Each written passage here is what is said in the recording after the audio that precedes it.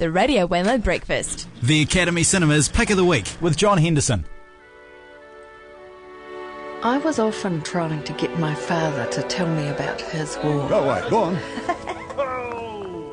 It was Christmas time.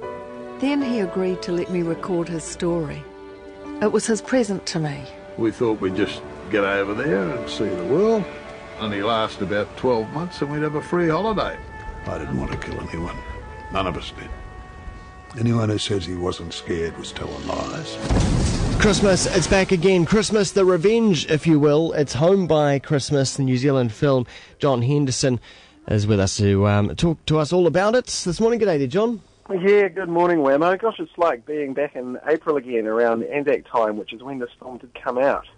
Yeah, now, was it for general? It did have a general release then, didn't it? Yeah, it did. I think they tried to coincide it with handing out red poppies, etc., because it is a very personalised local World War II story told by Galen Preston about her dad's experiences over in the war. But it's come back by, obviously, popular demand.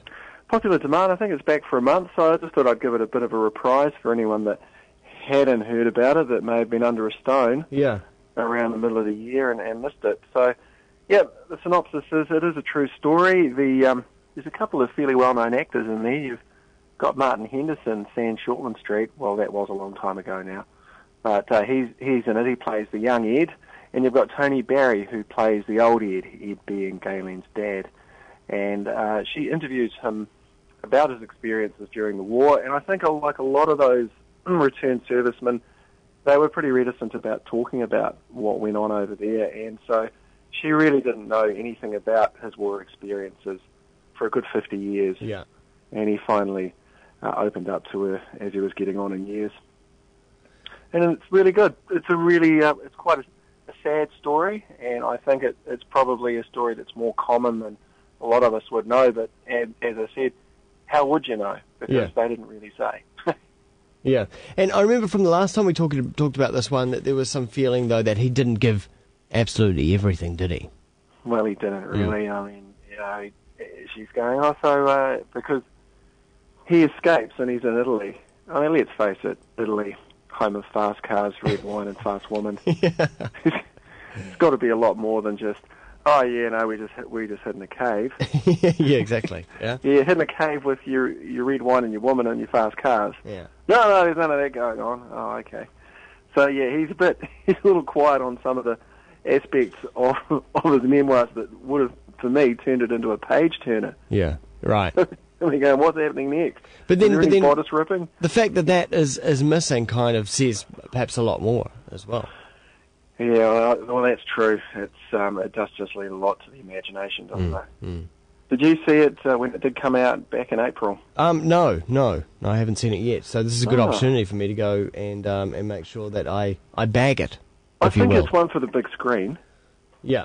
A lot of people said, "Oh gosh, it was good," but with the sort of information that was in there, it was probably more suited to the small screen as a made-for-TV, maybe as run it over 2 nights. Yeah. So I think it looks good on the big screen. It's certainly very well put together, and it is uniquely Kiwi. I'm not sure how well it would travel to anywhere beyond Australia. Yeah, though it would be a universal story, though, around the war, though, wouldn't it? Yeah, well, that's true, and people's experiences. It does touch on what happened to people left behind, as well as people that went away. So, for example, her mother ended up having a fling with a local guy because she honestly thought Ed was dead, hadn't heard from him in a couple of years. So the take-home message here is, John, see it on the big screen before it becomes part of Christmas Day TV, because who wants to be stuck inside watching TV on Christmas Day, right? Well, yeah, I've only seen The Sound of Music 14 times over the last 20 Christmases.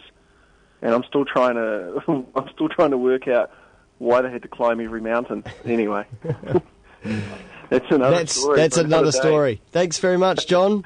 Cheers, Wammo. Go see this one. It's called Home by Christmas at the Academy Cinema. Back for another season in Auckland at the Academy Cinema. Here we go. Family life. I'll look into your eyes and hold your hand. That was tough.